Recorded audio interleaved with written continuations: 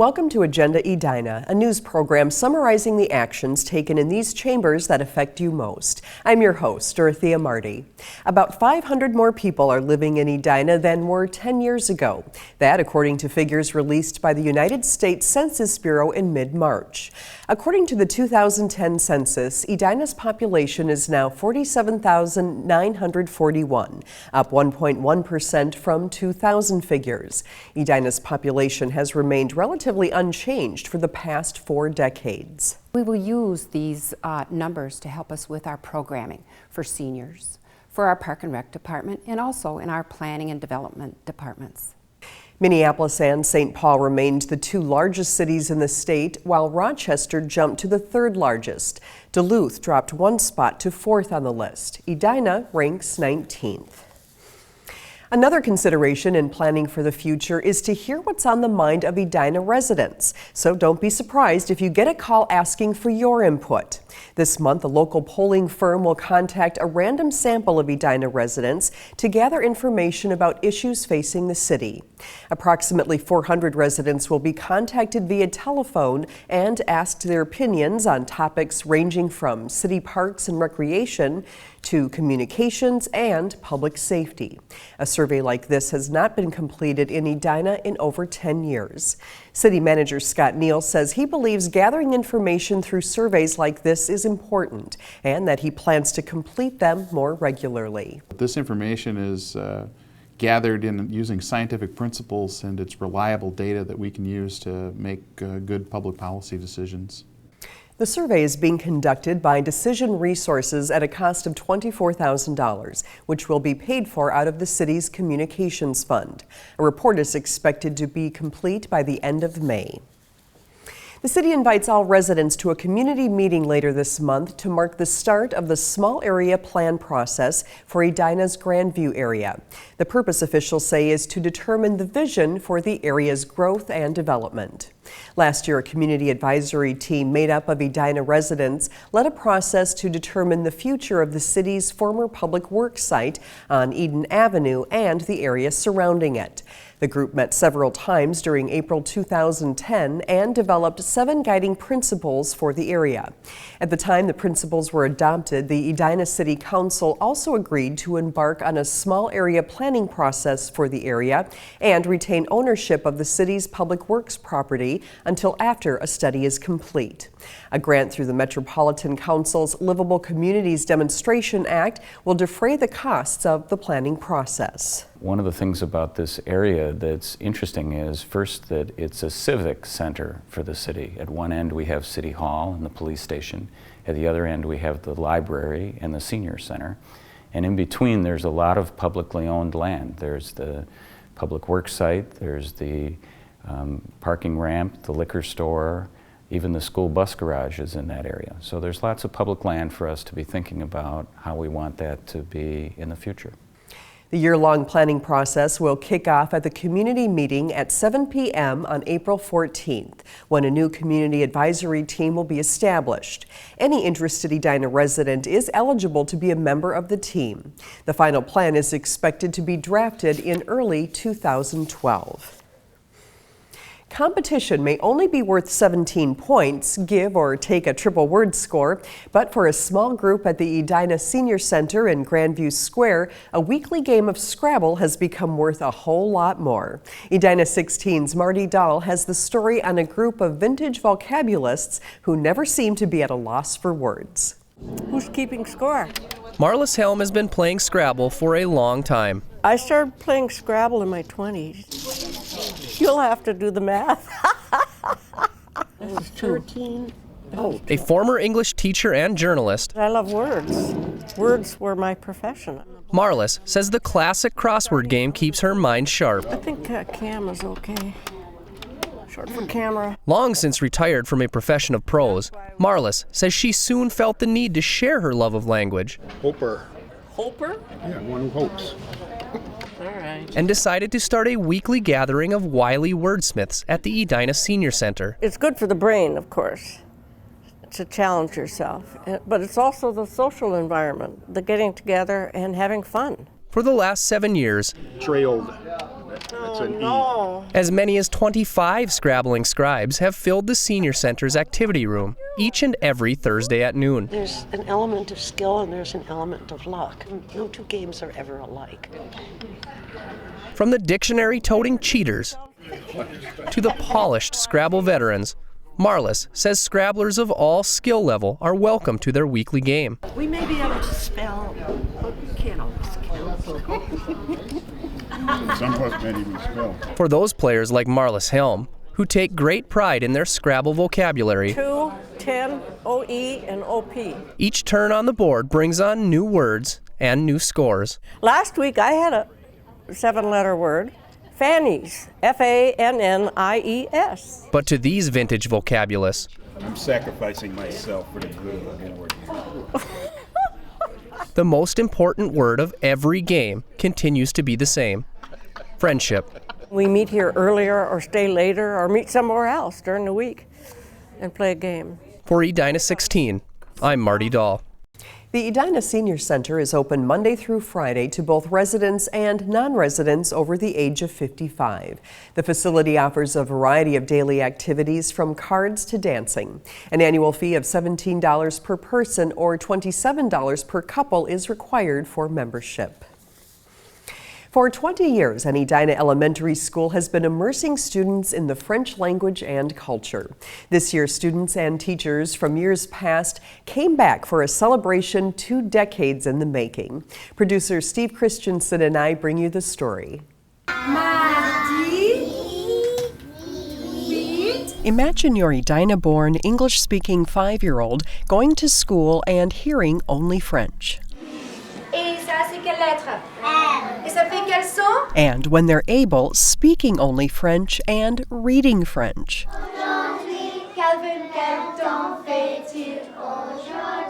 This is a typical day for students in the Normandale Elementary French Immersion School, a K-5 alternative program in the Edina public school system.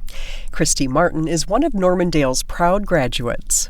Kristi says her experience in the French Immersion School has taught her much more than the language. I feel like I integrate myself into different cultures and experiences much more easily, and I'm open to learning new things, definitely. Lily Schrader, the program's first principal, concurs. And that not only were we broadening them into becoming world citizens, but they were also gaining a lot of personally from that and the achievement that this was going to give to them as they went through school. On this evening, hundreds of students, teachers, and parents, current and past, gathered to celebrate the 20th year of the Normandale Elementary French Immersion School. 2 of the program's original teachers, Madame Hargit and Shannon Graber, have seen some of their students develop a deep passion for language and other cultures. We have some of our students who were speaking French at the French Immersion. Now they took Japanese and Arabic and Hebrew and Spanish. The more you learn language, the easier it becomes. And they travel and they are kind of a citizen of the world. While language immersion education takes special effort at times by students and parents, many, like Kristi Martin, agree it's well worth the effort. It's something that when you're so young, you don't realize it's going to have such an impact on your life until you go out and meet other people, and they're just amazed that your community provided such an awesome education. Normandale French Immersion School is located in the Edina Community Center on Normandale Road. Still to come, a movement to keep bullies out of Edina's schools and businesses. But first, recognition of officers who crack down on drunk driving in Edina when we return.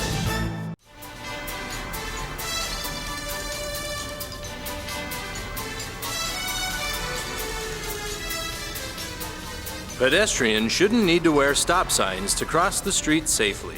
Not stopping for pedestrians at an intersection or marked crosswalk could land you 90 days in jail, a $1,000 fine, or both. So remember, pedestrians shouldn't need to wear stop signs, just stop.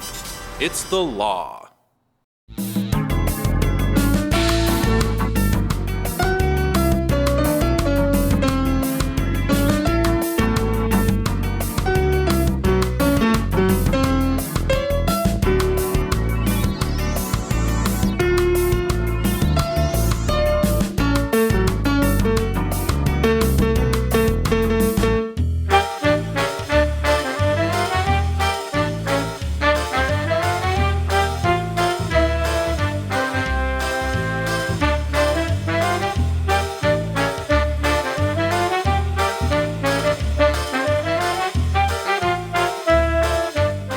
more energy you conserve, the more money you save. Get started today by visiting www.edinagogreen.org.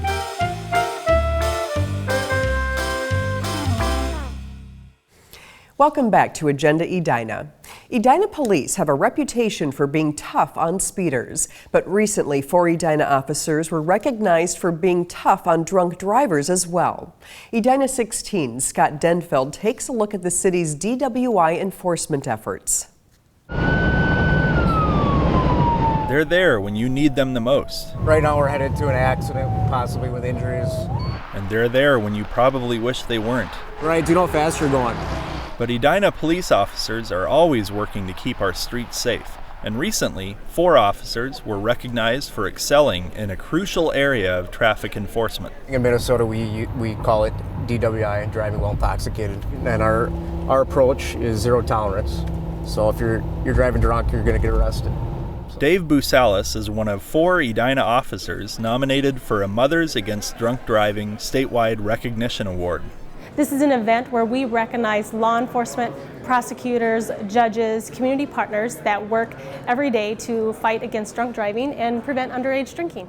Along with Boosalis, officers Nicole Pesic, Brian Hubbard, and Ryan Schultz were all nominated by their peers in the Edina Police Department for their success in cracking down on intoxicated driving. Those that go above and beyond in their fight every day against drunk driving. But to Officer Boosalis, it's not just about the recognition. Oh, it's nice. We appreciate appreciate being nominated, but you do this job not to get a pat on the back. It's more about keeping the streets of Edina safe, and a primary way to do that is with constant, thorough traffic enforcement. Yep, odor of drugs like marijuana, alcohol. We're checking to see if their license is valid. We're checking to see if they have any warrants. 70 on this car. Officer Boosalis knows that some drivers may not always be pleased with the traffic stops. It's understandable that they see us out a lot doing traffic enforcement and they think we're pestering them, but our real goal is to make the streets safer, especially for the citizens of Edina. We don't get paid extra to write any more tickets. The results of the enforcement effort speak for themselves, with the 4 nominated officers totaling 178 DWI arrests in 2010, more than any other Edina police officers. If we weren't out here making the little impact that we are, I think it would be a lot worse off than it is. So what is the secret to these officers and the Edina Police Force's success? The good thing with Edina is it's a primary thing. It's something that from the chief down is a priority and always has been at this department. We have a lot of drunk drivers coming through the city, and I think we've over the years made an impact and that they know not to come through this city driving drunk. For Edina 16, I'm Scott Denfeld. While all nominees were honored, winners of MADD's Outstanding Service and Law Enforcement Awards were Deputy John Stoffel of the Washington County Sheriff's Office and Officer Darren Bosson of the Worthington Police Department. If you've driven through Northeast Edina, you've probably seen your fair share of bungalows, the 1- to 2-story homes of the early decades of the 1900s. The Edina Heritage Preservation Board recently completed a study of all of the historic bungalows in the Morningside neighborhood, identifying about 135 as candidates for designation as Edina Heritage Landmarks. Agenda Edina producer Steve Christensen has more. Between 1905 and 1930, Morningside developers built several hundred new single and family-style homes, mostly bungalows. But what exactly defines a bungalow? Bungalow properties are generally identified as 1.5-story homes. Oftentimes they'll have a large front porch with a gable over the porch, or it may be enclosed. They may have piano windows on the side, and they'll have a lot of built-ins in the dining room. And these homes were created for the average American household. These classic traits can be found in some of the many homes in the Morningside area. Edina resident Curt Nelson gave us a look into what makes his bungalow such a treasure. This is the living room of our 1914 bungalow. We loved it when we walked through it when we were looking for a house 6 years ago. We love the built-ins and we love the woodwork and this expansive fireplace. Nothing's been touched at all. I think the room's just been repainted. Otherwise, we want to keep it just as it is. The windows are original. We replaced most of the windows in the house, but we didn't want to replace these just because it would be difficult to match the period, so we kept these windows in both the living room and the dining room. Although the insides of these homes are off limits to the public, the Heritage Preservation Board offers a walking tour that lets you enjoy their historic architecture from the sidewalks. It's a fun family thing. You can do the entire tour, you could do a block. You don't have to do the whole tour at once, and it's kind of a fun thing that the Heritage Preservation Board has created. For Edina 16, I'm Steve Christensen. For more information on the study or to apply for designation of your property as a heritage landmark, contact Associate Planner Joyce Repia at 952-826-0462. Do kids get pushed around in school hallways? Are people harassed in the workplace? Do neighbors make it difficult for one another to find peace in their backyards? Those are the questions being asked by Edina's Human Rights and Relations Commission, which is leading a year-long effort to ensure Edina is not a place for bullies. We're here to support people, we're here to support the community, and we can find ways to do that. And we're going to start doing that with the kickoff in April, our first event. It's an anti-bullying event. We'll be having a panel discussion. We'll be soliciting artwork from the community, having a gallery so people can kind of see that we're out here. We're here to help you. The community is against this and we have resources and you're not alone. The Commission's effort will kick off with a citywide dialogue and forum on the topic of bullying on April 26th. Making the world a place where bullying doesn't happen will begin with a reception at 6 p.m. at Edina High School. The program will get underway at 7 p.m. with a screening of the short film Bullied, produced by the Southern Poverty Law Center, which tells the story of Jamie Nabozny, a high school student in Wisconsin who was tormented and injured because he is gay. The event will also feature a moderated panel.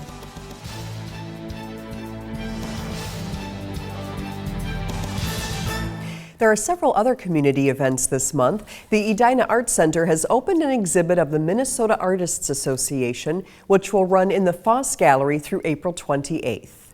The Chamber of Commerce's annual Easter egg scramble takes place on Saturday, April 9th at Edinboro Park. Children ages 2 to 5 will line up around the basketball court in the Great Hall. When the Easter Bunny blows the whistle, the children will race to collect the colorful candy-filled eggs laid out on the floor of the basketball court.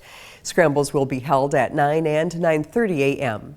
The Easter Bunny will be available before each scramble to take photos with children and their families. Mayor Jim Hovland's annual State of the City address will be given at 11:30 a.m. Wednesday, April 27th at Interlochen Country Club. The event includes lunch. Cost is $25 per person. I hope you're enjoying these first weeks of spring. Thanks for watching Agenda Edina. I'm your host, Dorothea Marty.